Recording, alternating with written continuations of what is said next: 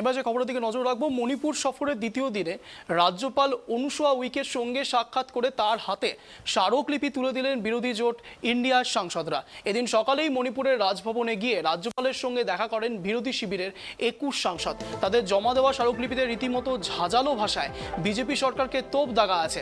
ওই স্মারকলিপিতে বিরোধী সাংসদরা বলেছেন মণিপুরের পরিস্থিতি ক্রমশ ভয়ঙ্কর থেকে ভয়ঙ্করতর হচ্ছে। ওই স্মারকলিপিতে দাবি করা হয়েছে মণিপুরের ত্রাণ শিবিরগুলি অত্যন্ত অস্বাস্থ্যকর। বিরোধীদের দাবি, গত 89 দিন ধরে প্রধানমন্ত্রী যেভাবে মণিপুর নিয়ে মৌনব্রত নিয়েছেন তাতে বোঝাই যায় মণিপুর নিয়ে কি তার মানসিকতা। প্রতিনিধি দলের নেতৃত্বে থাকা অধীর চৌধুরীর বক্তব্য, আমরা রাজ্যপালকে মণিপুরের দুরবস্থার কথা জানিয়েছি, উনিও আমাদের সঙ্গে সহমত। রাজ্যপালও চান সরকার সবার সঙ্গে কথা বলুক। সব দলকে নিয়ে একটি প্রতিনিধি দল গড়ে মণিপুরের আসার প্রস্তাবও দিয়েছেন এবং সব সম্প্রদায়ের মানুষের সঙ্গে কথা বলার প্রস্তাব দিয়েছেন। যেদিকে নজর রাখছিলাম, স্মারকলিপিতে বিরোধীদের নিয়ে কটাক্ষ করেছেন সরাসরি ইন্ডিয়া জোটের নেতৃত্ব অধীর রঞ্জন চৌধুরী। মণিপুরে শান্তি ও সম্প্রীতি ফেরাতে রাজ্যপালের দ্বারস্থ ইন্ডিয়ার প্রতিনিধিরা। এই বিষয়ে বিস্তারিত জানার চেষ্টা করব এই মুহূর্তে। এই বিষয় নিয়ে সরাসরি লাইভে রয়েছে নিউজ ডেস্ক থেকে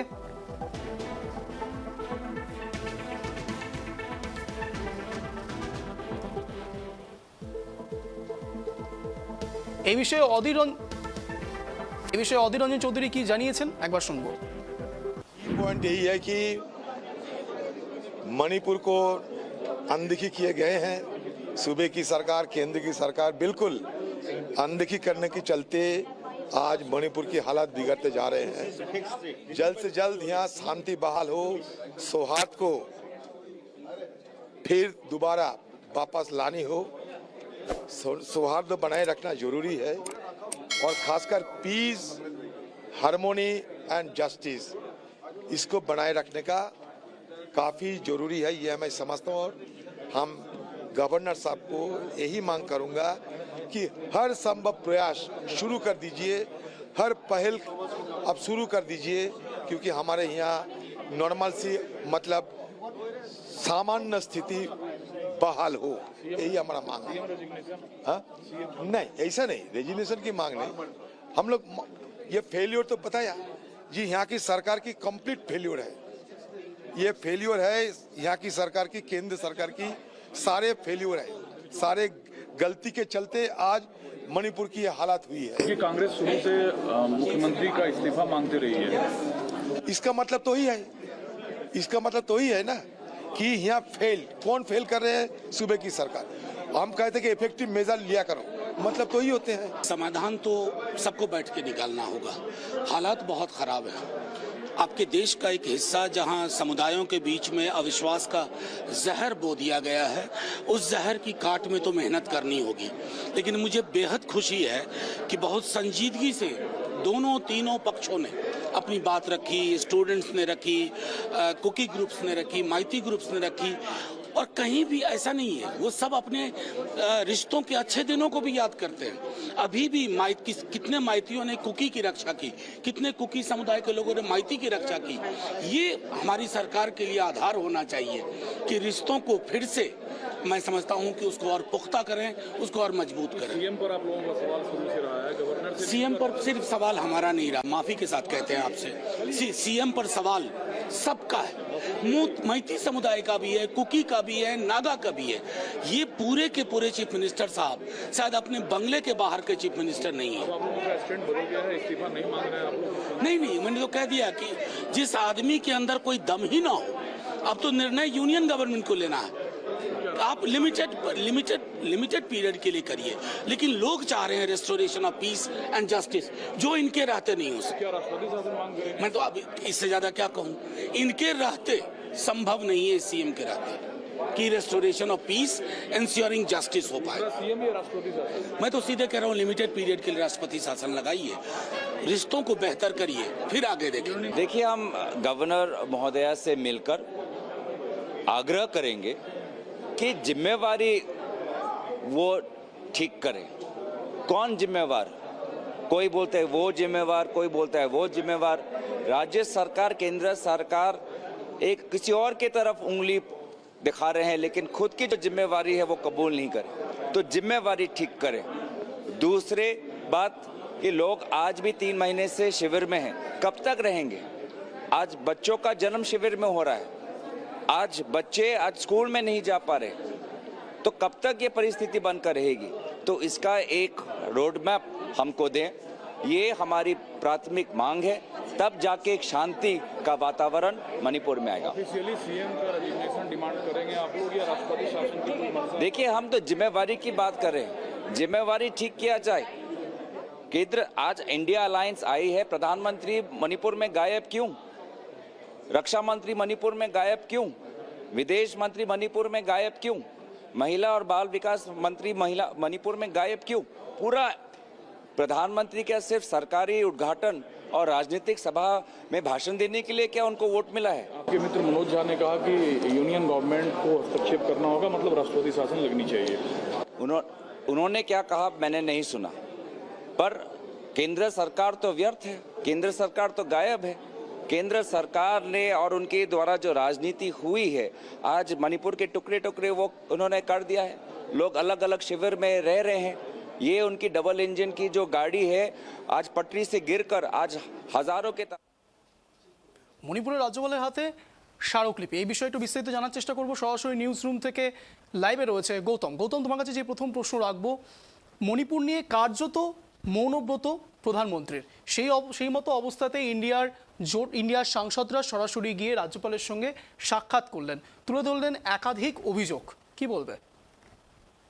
দেখো অঞ্জন, গতকালই ইন্ডিয়া জোটের যে একটি প্রতিনিধি দল, সেই প্রতিনিধি দল 21 জনের প্রতিনিধি দল, যাতে তৃণমূল কংগ্রেসের সাংসদ সুস্মিতা দেব রয়েছেন, অধীর রঞ্জন চৌধুরী রয়েছেন, অন্যান্য দলের সাংসদরাও রয়েছেন, তারা পৌঁছে গিয়েছিলেন গতকালই মণিপুরে। এবং তারা গতকাল সারাদিন দিনভর বিভিন্ন যে ত্রাণ শিবিরগুলো রয়েছে সেই সমস্ত জায়গায় বা যে কোনো সংঘর্ষ কবলিত এলাকা সেই সমস্ত জায়গায় তারা ঘুরেছেন এবং সাধারণ মানুষ, বিভিন্ন জাতি জনজাতি উপজাতির সাথে তারা কথা বলেছেন।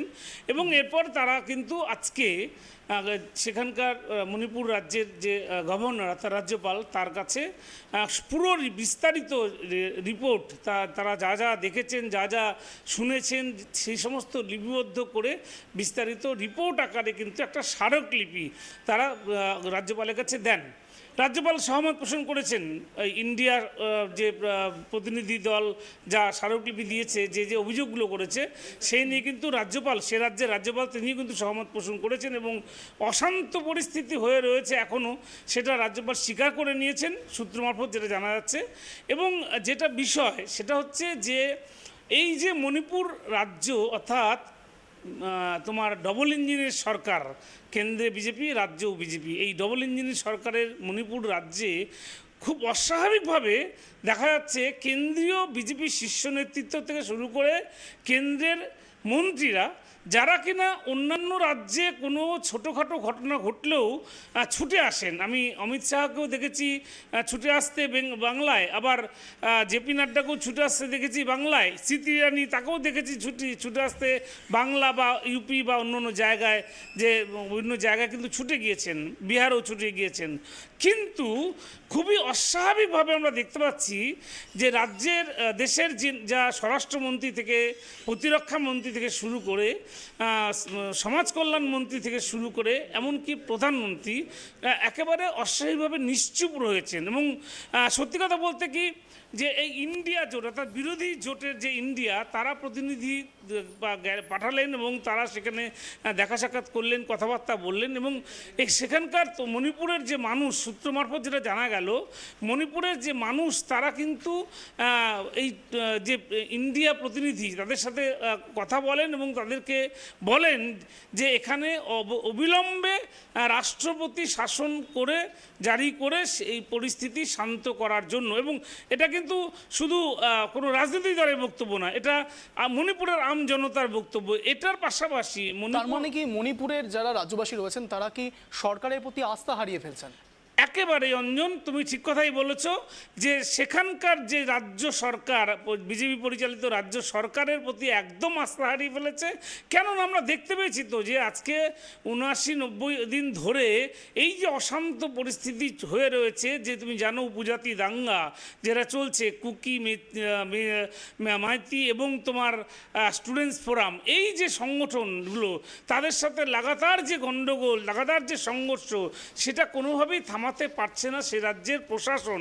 এবং শুধু তাই নয়, বোঝা যাচ্ছে যে কেন্দ্র সরকারও এটাতে অনেকটা পিছপা হয়েছেন। কেননা তা যদি হতো তাহলে এতদিনে নিঃসন্দেহে সংসদ কক্ষে, লোকসভা সংসদ কক্ষে কিন্তু নরেন্দ্র মোদী এই মণিপুর ইস্যু নিয়ে বিবৃতি প্রদান করতেন। তিনি এখনও বিবৃতি দেননি। কিন্তু তিনি কিন্তু বিভিন্ন জায়গায় বিভিন্ন উদ্বোধন করছেন, বিভিন্ন জায়গায় বক্তব্য রাখছেন। এটা দেখা যাচ্ছে মোদীকে, যেখানে মণিপুর জ্বলছে তাদেরই ক্ষমতায়, অর্থাৎ তাদের দলেরই ক্ষমতায় রয়েছে মণিপুর, সেখানে মণিপুরে এরকম অশান্তকর অবস্থা, যে আশ্রয় শিবিরগুলো রয়েছে সেখানে অস্বাস্থ্যকর পরিস্থিতি, আশ্রয়স্থল যেখানে ত্রাণ শিবির, সেই ত্রাণ শিবিরেই প্রসূতি মা তার সন্তানের জন্ম দিচ্ছেন, এমনই অবস্থা, বেহাল অবস্থা মণিপুরে। অথচ একেবারে নীরব হয়ে রয়েছেন কেন্দ্রীয় সরকার তথা বিজেপির শীর্ষ নেতৃত্ব তথা 56 ইঞ্চির ছাতিওয়ালা সেই প্রধানমন্ত্রী নরেন্দ্র মোদী, যিনি বুক ঠুকে বলেন যে ডিজিটাল ইন্ডিয়া গড়ে দিয়েছেন। অথচ সেই ডিজিটাল ইন্ডিয়ার যুগেই মণিপুরের মতো জায়গায়, রাজ্যে যেখানে ডবল ইঞ্জিনের সরকার রয়েছে, সেখানে দেখা যাচ্ছে এই অশান্ত পরিস্থিতি, যা কিনা কোনোভাবেই শান্ত করতে পারছেন না বা করার চেষ্টা করছে না তা সেখানকার বিজেপি পরিচালিত রাজ্য সরকার এবং কেন্দ্রে বিজেপি পরিচালিত কেন্দ্র সরকার। এই জায়গাটায় দিয়ে কিন্তু আম জনতা এবার আম জনতার কাছ থেকে কিন্তু একটা প্রশ্ন বারবার উঠে আসছে। আম জনতা মণিপুরের চাইছেন, মণিপুরের মানুষ তারা চাইছেন যে সেখানে 355 ধারা লাগু হোক এবং লাগু হয়ে সেই পরিস্থিতি শান্ত হোক। কুকি, মাইতি, এই যে সম্প্রদায়গুলো যারা হানাহানি করছে, সেটা একমাত্র সম্ভব হবে যদি সেখানটায় সেনাবাহিনী নামানো, অর্থাৎ রাষ্ট্রপতি শাসন জারি করা হয়। বেশি দিন না, তারা চাইছেন যে অল্প কয়েকদিনের জন্য রাষ্ট্রপতি শাসন করা হোক, যাতে পরিস্থিতি শান্ত করা যায়। এই দাবি নিয়েই কিন্তু পরোক্ষভাবে এই দাবি নিয়েই কিন্তু আজকে রাজ্যপালের কাছে ইন্ডিয়ার যে প্রতিনিধি দল তারাও কিন্তু আজকে স্মারকলিপি দিয়েছেন। বিষয়টা হচ্ছে, দেখো, বিজেপি পরিচালিত মণিপুর বিধানসভা, বিজেপি পরিচালিত কেন্দ্র সরকার, এই ডবল ইঞ্জিন সরকার তারা মানুষকে ভুল বুঝিয়ে ক্ষমতা এসেছিল যে উন্নয়ন হবে এবং মানুষ শান্তিতে থাকবে, গরিবি হাঁটবে, এই সমস্ত প্রতিশ্রুতি দিয়ে তারা ক্ষমতায় এসেছিল। কিন্তু দেখা গেল বিজেপি এর মণিপুর রাজ্যে ক্ষমতায় আসার পর সেখানকার মানুষ, উপজাতি, যারা পীড়িত মানুষ, যারা দলিত মানুষ, যারা পিছিয়ে পড়া মানুষ, তারা দেখলেন যে না, সেখানে কোনো উন্নয়ন তো দূরের কথা, বরঞ্চ আরও জাতি দাঙ্গাকে উস্কে দেওয়া হলো। এই ঘটনায় কিন্তু প্রমাণ করেছে যে বিজেপি একেবারে সাম্প্রদায়িকতার কাজ করছে সে রাজ্যেও। এবং সেখানেই সেই কারণেই কি বিজেপি রাজ্য বলেই কি কেন্দ্র সরকার সরাসরি হস্তক্ষেপ করছে না? এটা কি বলা যায় না? তাহলে অন্য কোনো রাজ্যে যদি এরকম 90 দিন ধরে যে অশান্তি চলতো, 200 জনের লোকের উপর মারা যেত, হাজার হাজার লোক বাড়িঘর আশ্রয় ছাড়া হতো, তাহলে কি সেই রাজ্যে এতদিন কেন্দ্রীয় প্রতিনিধি দল পাঠাতেন না মোদি? তাহলে কি কোনো মন্ত্রীকে পাঠাতেন না? কোনো উপযুক্ত ব্যবস্থা গ্রহণ করতেন না? নিশ্চয়ই করতেন। কিন্তু এখানেই প্রশ্নটা একটাই, যে বিজেপি শাসিত যেহেতু মণিপুর রাজ্য, সেখানে যদি কোনো কেন্দ্র হস্তক্ষেপ করে, অর্থাৎ তোমার 355 ধারা বা রাষ্ট্রপতি শাসন জারি করে, তাহলে তাদের কিন্তু আগামী যে লোকসভা নির্বাচন আসছে, সেই নির্বাচনে তাদের যে দিকে মানুষের সমর্থনের চরম ভাটা পড়ে যাবে। কেন? প্রশাসনিক ব্যর্থতাটা, যে সেই ব্যর্থতায় সিলমোহর পড়ে যাবে মোদী সরকারের। আর সে কারণে এখানে বলতেই হচ্ছে গৌতম, যে এই প্রবাদ বাক্যটা এখানে খুব ভালোভাবে খাটে, নিজের বেলায় আটিসুটি, পরের বেলায় চিমটি কাটে। অঞ্জন, তোমার এই উক্তি, অর্থাৎ নিজের বেলায় আটিসুটি, পরের বেলায় চিমটি কাটি, একদম বিজেপির এই মুহূর্তে পরিস্থিতি কিন্তু এই জায়গাটাই রয়েছে।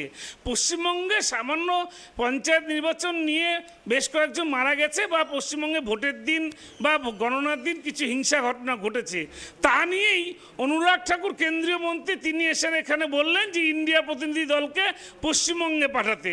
অথচ দেখা যাচ্ছে যে মণিপুর রাজ্যে দীর্ঘ 90 দিন ধরে মানুষ না খেতে পেয়ে মরছে, হিংসায় জ্বলছে একের পর এক, কোনো দোকানপাট খোলেনি, স্কুল শিক্ষা প্রতিষ্ঠান বন্ধ, অফিস আদালত বন্ধ, অর্থনীতি একেবারে তলানিতে, বিভিন্ন আশ্রয় শিবিরে জাতি দাঙ্গায় মানুষরা আশ্রয় নিচ্ছেন।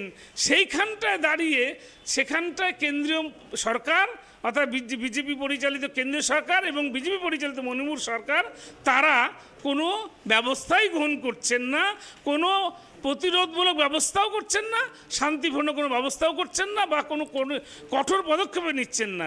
অথচ যেখানে এই মুহূর্তে পশ্চিমবঙ্গ রাজ্য শান্ত হয়ে আছে এবং কোনো অশান্তির বাতাবরণ নেই, রাজনৈতিক সংঘর্ষ নেই, এখানটায় তিনি কেন্দ্রীয় ইন্ডিয়া জোটের প্রতিনিধিদের বলছেন একদম যুক্তিযুক্ত কথা। একদম অঞ্জন, তুমি যেটা বলেছ যে বিজেপির অবস্থা এমন যে নিজের বেলায় অ্যাটিস্যুটি, পরের বেলায় চিমটি কাটি। অঞ্জন। একদম গৌতম, ধন্যবাদ তোমাকে এতক্ষণ সময় দেওয়ার জন্য।